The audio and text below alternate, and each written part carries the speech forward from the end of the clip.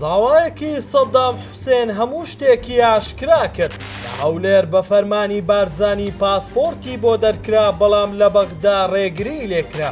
ئایا تاکەی هەولێر دەبێتە ماڵی ئارامی بەعسیەکان؟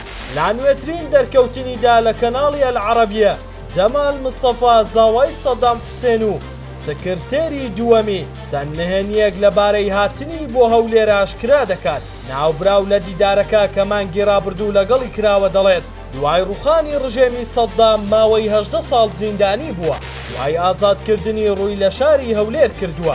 ناوبراو باسی لەوە کردووە لە هەولێر لەلایەن مەسعود بارزانی کە ئەو بە ڕەمزێکی جوامێری عێراق ناوی بردووە میوانداری کراوە. بە گوتەی خۆی لە کۆتایی دیدارەکەدا بارزانی پێی وتووە چیت دەوێت بۆت بکەم. مستەفاش داوای پاسپۆرتێکی لێ کردووە.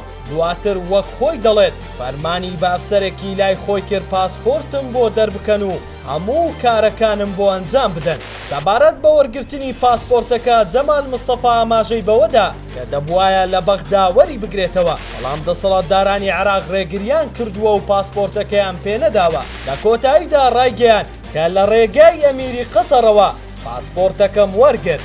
جێی باسا چەند ساڵێکە ڕەخنا لە دەسەڵاتدارانی هەولێر دەگیرێت کە داڵدەی زۆرینەی سەرکردەکانی بەحسیان داوە.